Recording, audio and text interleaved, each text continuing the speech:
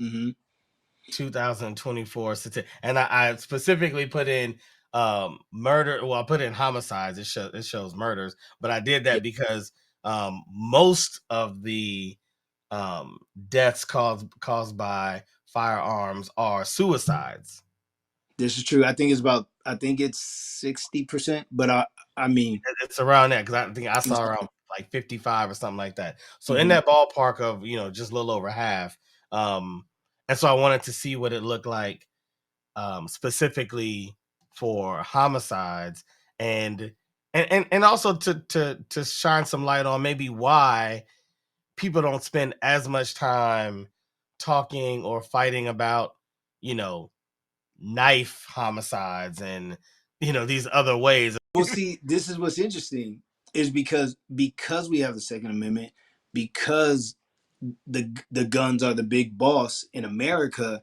That's where our conversation goes. We go all the way to the top, Right. but understanding that, like in other countries, Idris Elba, I love this dude. Like he's one of my favorite actors, Mhm. but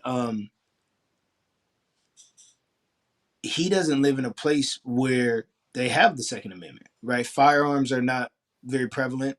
I don't know if I don't know what you would have to go through to get a firearm out there, but it's very difficult, if Mhm. not impossible. So he was literally on a panel where they were discussing knife violence because Mhm. that's how they get down, Yeah. and they literally were saying that they need to make knives illegal. And we don't have to get all in that for this discussion.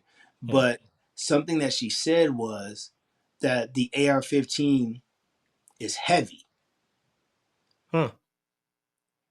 and Go ahead. say it again.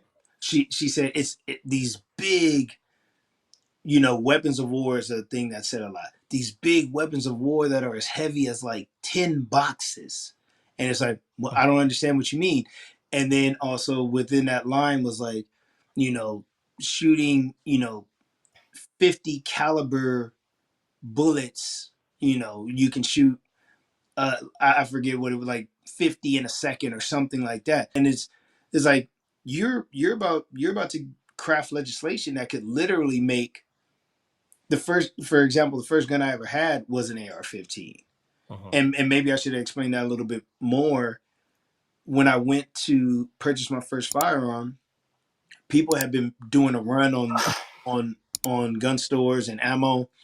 And so when I went in there, there's not a lot of gun stores in California necessarily in the valley.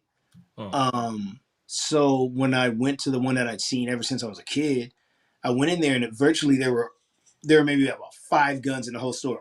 He kind of explained to me, everybody wants a handgun, but a handgun is probably the most dangerous because the point of contact is just here.